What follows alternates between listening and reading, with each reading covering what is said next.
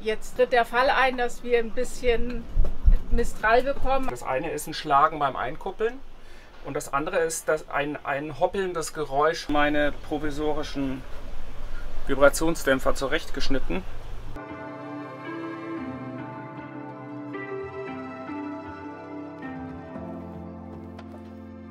Port Souillet ist ja eine sehr geschützte Ankerbucht. Bei den meisten Windlagen, es gibt eine Windlage, da wird es ein bisschen unruhig und das ist Mistral. Deswegen sind wir auch erstmal hierher gegangen, um Ruhe zu haben. Jetzt tritt der Fall ein, dass wir ein bisschen Mistral bekommen, also es ist ein leichterer. Wir werden um und zu bei 25 Knoten erwarten. Wir kennen das hier. Und deswegen sind wir trotzdem noch recht entspannt.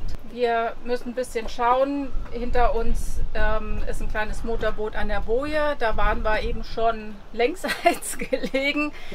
Da müssen wir ein bisschen drauf achten. Hier nebenan oder beziehungsweise um uns rum sind nur Boote an Bojen und die Bojen sind fest. Die Boote sind jetzt alles unterwegs. Das sind so Ausflugsboote.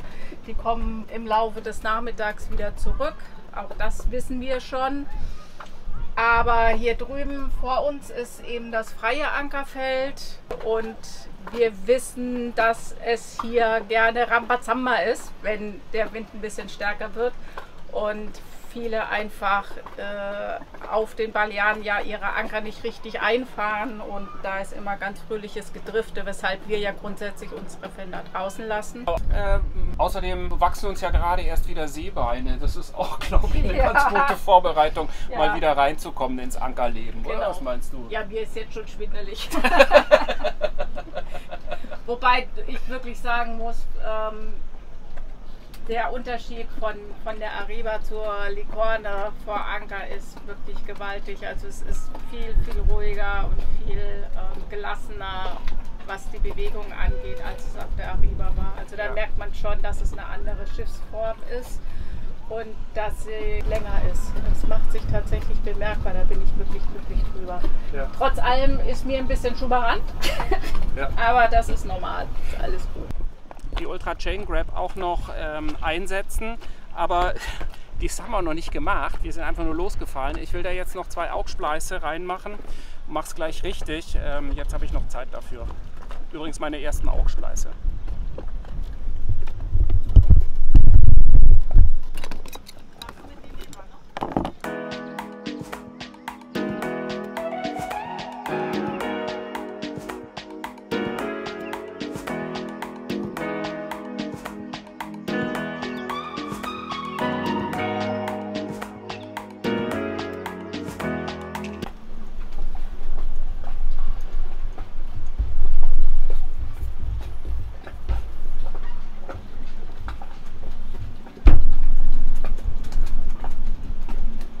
Also hier vorne habe ich irgendeinen Fehler gemacht.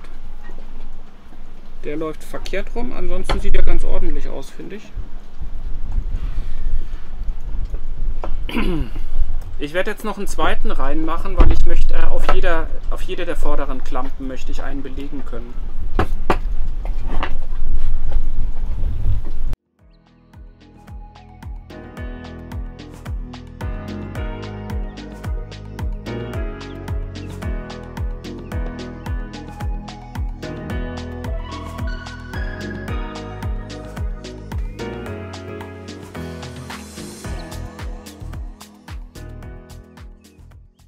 Das war eines der ersten Male, dass wir unser tolles, neues Ultramarine Anker-Equipment auch einsetzen. Den Snubber hatte ich euch ja gezeigt. Das ist praktisch der Kettenhaken mit den Polyesterleinen daran.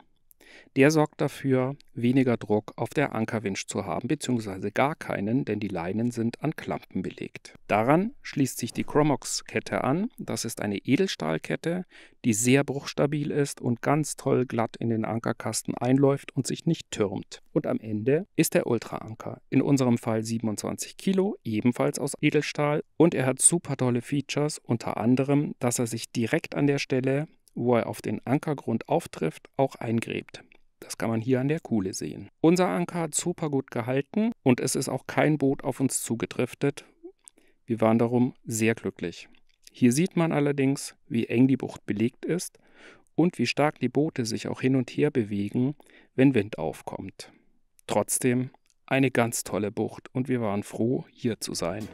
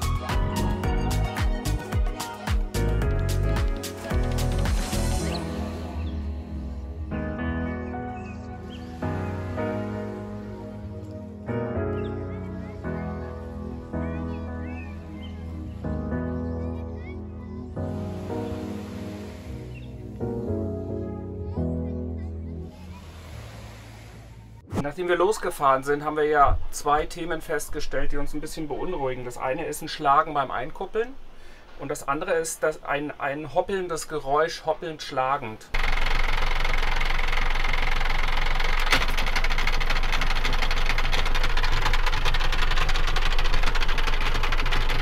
Ich bin jetzt erstmal auf der Suche danach. Der Motor sitzt auf einem Metallrahmen und darunter sind Schwingungsdämpfer und das sind offensichtlich gummihydraulische, also da ist auch Öl drin und ich habe in den letzten Wochen hin und wieder mal in der Bilge ein bisschen Öl stehen sehen, also ganz wenig, nur ein paar Tropfen und habe jetzt festgestellt, dass die vorderen und die hinteren Vibrationsdämpfer unterschiedlich aussehen. Das ist der gleiche Typ, aber sie sehen nicht mehr gleich aus. Die sind normalerweise unten so und die vorderen sehen auch noch so aus und die hinteren sehen aber so aus, also die sind eingedrückt. Also vermute ich, dass das Öl entwichen ist. Ich werde jetzt mal versuchen, mit Klötzchen hinten ein bisschen hochzudrücken.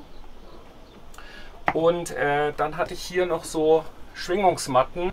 Sowas, was manchmal zu Hause unter der Waschmaschine drunter ist. So Hartgummi-Schwingungsmatten. Und ich werde mir jetzt erstmal versuchen, hier passende Klötzchen zu schneiden, um aufzufüttern. Und dann irgendwo dazwischen oder oben, das weiß ich noch nicht, also praktisch so eine Konstruktion machen, so eine Sandwich-Konstruktion, praktisch einen improvisierten Vibrationsdämpfer und werde das mal versuchen auf eine Höhe zu bringen, hinten, die ich glaube, die ja eingesunken ist. Und dann werde ich den Motor mal anlassen und mal gucken, was er tut, weil ja, im besten Fall, also ich habe ein starkes Indiz dafür, dass die hinteren nicht mehr gut sind.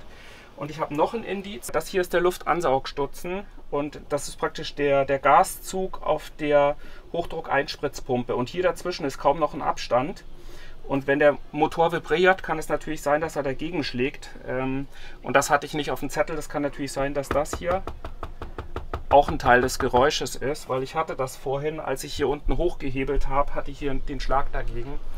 Also ich hatte erstmal versucht mit dem Kuhfuß hochzuhebeln und sehe, dass ich hinten deutlich mehr hochdrücken kann als vorne. Vorne kann ich kaum hochdrücken, vielleicht um 1-2 mm und hinten mit dem gleichen Druck etwa 10 mm. Ich habe aber, kann es natürlich nicht messen. Und jetzt werde ich mich halt mit Versuch und Irrtum rantasten, ob es das eventuell ist. Die Motorlager zu tauschen ist aber ein Act, weil dazu muss der Motor zumindest angehoben werden, dass man da draußen kommt und die Schrauben sind alle komplett verrostet. Das heißt, normalerweise müsste ich dann hier alles ausbauen, inklusive Rahmen, also Motor raus, Rahmen ausbauen, dann die Vibrationsdämpfer ausbauen und die Schrauben würden wahrscheinlich dann abbrechen oder ich muss sie abschneiden, die müsste ich dann ausbohren. Also es ist ein größerer Act. Jetzt gucke ich erstmal, ob ich mit provisorischen Schwingungsdämpfern vielleicht weiterkomme und dann sehen wir ja, ob das vielleicht ein Teil der Lösung schon ist oder zumindest ein Indiz ist, ob es in die richtige Richtung geht. Also wir sehen hier das vordere Motorenlager und wenn ich jetzt drunter filme, dann sieht man, dass das hier eine Rundung hat, also eine positive Rundung. Und jetzt gehe ich an die hintere. Ich hoffe, ich kann das sehen. Oder kann euch das zeigen. Also abgesehen, dass die natürlich total verrostet ist. Wenn ich da jetzt drunter filme, dann sehe ich, dass sich das nach innen hoch beugt. Das ist nach innen hochgezogen. Und deswegen werde ich jetzt versuchen, in diesem Bereich hier das etwas dazwischen zu füttern. Das hier ist das Motorfundament. Da drauf steht der Vibrationsdämpfer. Und hier oben, das ist der Rahmen, auf dem der Motor dann drauf steht. Und so sieht das in der Gesamtsicht aus. Motorfundament, Vibrationsdämpfer, Rahmen. Hier ist ein Teil des Sail Drives und hier ist das Getriebe mit dem Motor.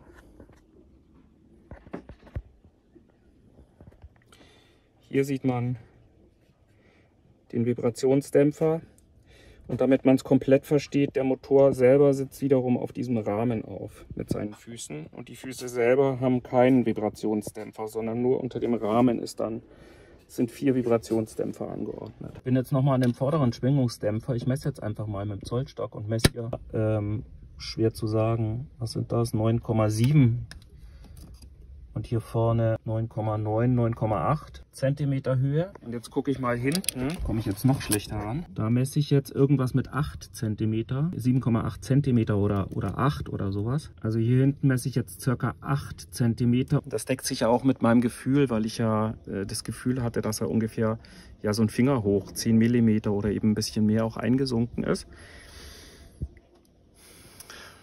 Wir basteln uns jetzt mal so in die richtige Richtung. Wer sich mit Amels auskennt, der weiß ja, dass auf diesem Rahmen nicht nur der Motor sitzt, sondern auch der Sail Drive. Das heißt, wenn ich hinten anhebe, verändere ich die gesamte Ausrichtung auch des Sail Drives. Also nicht die Ausrichtung vom Motor zum Sail Drive, aber praktisch die Neigung des Sail Drives.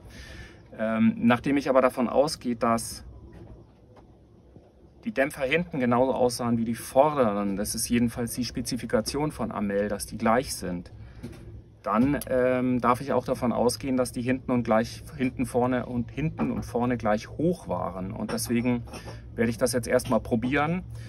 Das Gute daran ist, ich verändere die Ausrichtung zwischen Motor und Sail Drive nicht, aber das Schlechte ist, ich kann nicht beurteilen, was es im Sail Drive selber bewirkt. Also wer das weiß, kann mir gerne einen Hinweis dazu geben. Wenn ich am Motor schraube, dann bin ich da sehr vertieft drin. Wenn ich dann rauskomme aus dem Motorraum und guck mal nach draußen, dann haut es mich total vom Sockel, weil, und man sagt ja nicht umsonst, man repariert sein Boot an den schönsten Orten der Welt.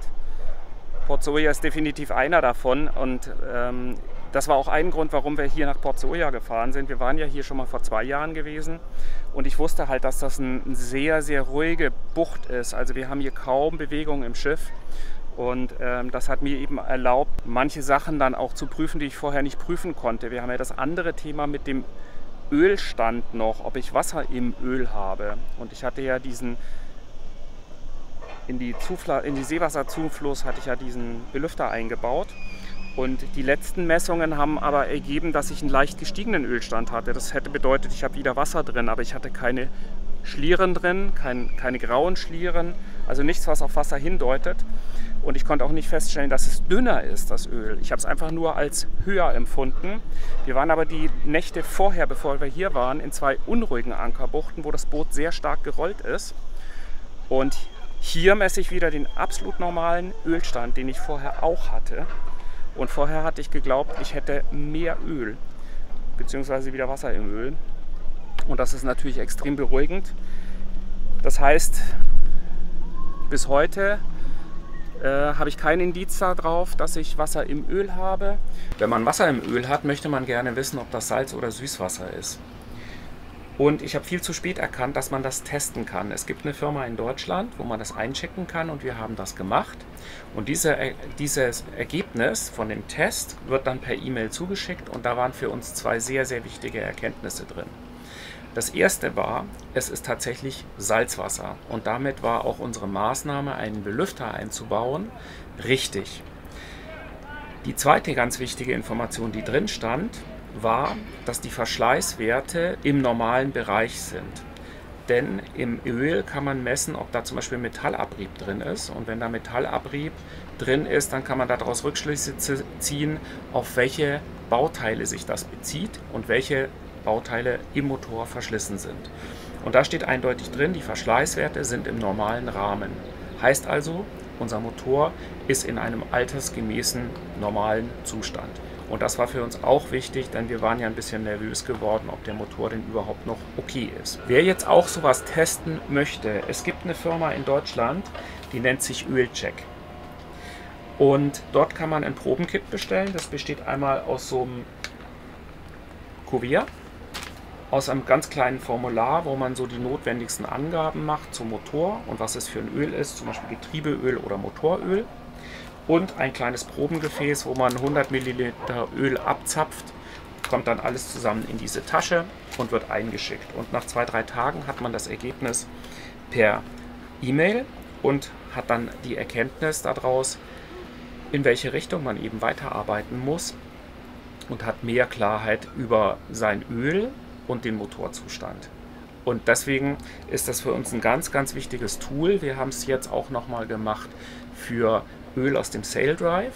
Und wer zum Beispiel ein Boot kaufen möchte und nicht weiß, wie der Motor im Zustand ist, oder auch ein gebrauchtes Auto, genau das gleiche, kann eben dort das Öl vor dem Kauf schon testen mit so einem Probengefäß und einschicken und hat dann vor dem Kauf schon Gewissheit, ja, in welchem Zustand der Motor überhaupt ist oder das Getriebe oder was auch immer. Also, für uns war dieser Test ein ganz wichtiger und ich kann euch jetzt nur wärmstens empfehlen. Ich verlinke euch einmal, wo ihr das Produkt zum Beispiel auf Amazon kaufen könnt, und falls ihr im Ausland seid und dort testen wollt, so wie das für uns der Fall war, dann könnt ihr direkt mit Ölcheck Kontakt aufnehmen. Ich verlinke euch auch die Webseite von denen, dann könnt ihr dort nochmal nachfragen, die helfen euch auch sehr gerne weiter. Also absoluter Tipp, Ölcheck aus Deutschland. Das andere ist eben dieses Hoppeln, und an das Hoppeln mache ich mich jetzt ran mit den Schwingungsdämpfern. Ich habe jetzt hier eine Vielzahl von Holzabschnitten und den Fine Multimaster, und damit werde ich mir jetzt mal verschiedene Klötzchen ungefähr alle in 5 cm schneiden, sodass ich die dann variabel mal aufeinander türmen kann und dann erstmal grob unterfüttern kann, ob ich vom Gefühl her in die richtige Höhe komme, und dann werde ich den Rest, wenn ich dann soweit bin, nochmal mit den Gummimatten auffüttern. Und dann werde ich es testen, und wenn es wirklich funktionieren sollte, dann würde ich das miteinander verkleben und gegen das Motorfundament und gegen den Motorrahmen mit Epoxy verkleben. Also ich würde es erstmal dazwischen kleben, weil ich habe jetzt keine andere Möglichkeit. Wenn ich es nicht klebe, dann würde es ja rauswandern bei den Vibrationen. Abhängig davon, wie sich das entwickelt, dann eben kurzfristig wieder rausnehmen oder vielleicht sogar damit erstmal ein Stückchen fahren. Aber soweit sind wir noch nicht. Jetzt müssen wir erstmal basteln. Ich habe jetzt hier meine provisorischen Vibrationsdämpfer zurechtgeschnitten. So sehen die jetzt aus. Also aus Holz und 3 von diesen Vibrationsdämpfmatten. Das hat jetzt im Moment eine Höhe von 8,6. Das heißt, ich würde im Moment jetzt erstmal nur um 6 mm nach oben drücken. Das ist mir auch recht. Ich möchte im Moment beim ersten Versuch nicht zu viel nach oben drücken, weil ich eben nicht genau weiß, was das mit dem Sail Drive macht. Probieren wir es.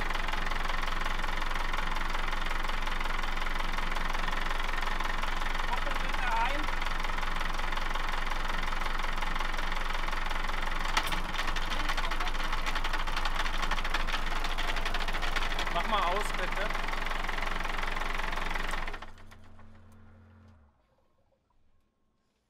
Kannst du beurteilen, ob das jetzt mehr war oder weniger? Deutlich weniger. Also es hat nicht geknallt.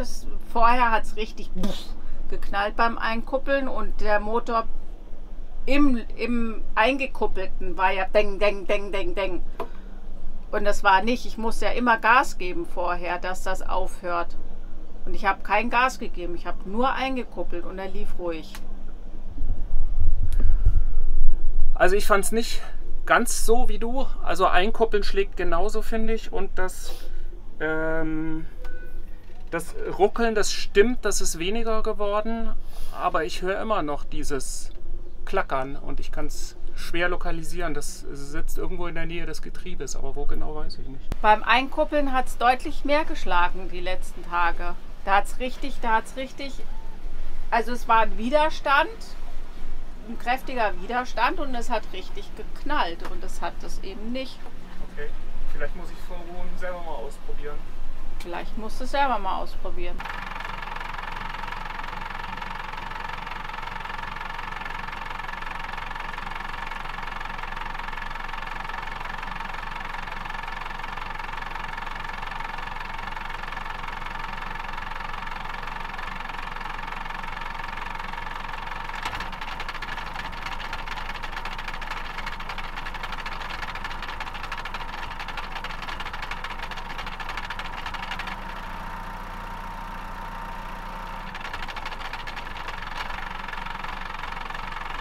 stimmt, das schlägt weniger.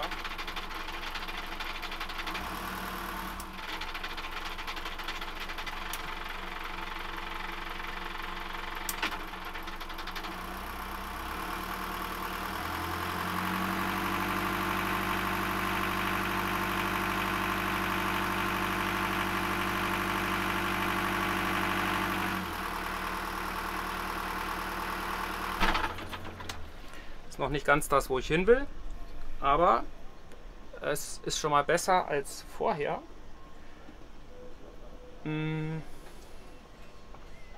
Also die vorderen Vibrationsdämpfer haben ja 10 cm. Ich habe jetzt hinten nur bis auf 8,5 aufgefüttert. Das heißt, ich bin noch um 1,5 cm tiefer als vorne. Das heißt, wenn ich davon ausgehe, dass beide gleich hoch waren, dann hätte ich hinten noch Luft aufzufüttern und dann hätte ich die Chance, die Vibrationen vielleicht noch weiter zu reduzieren. Ich habe aber auch das Risiko, weil sich das Verhältnis ja zum Sail Drive auch verändert. Also andersrum, der kippt so mit der Sail Drive. Da weiß ich nicht genau, was das innen drin bedeutet. Ich lasse das jetzt erstmal sacken und werde nochmal drüber nachdenken. Gut. Gehst jetzt schwimmen? Ja.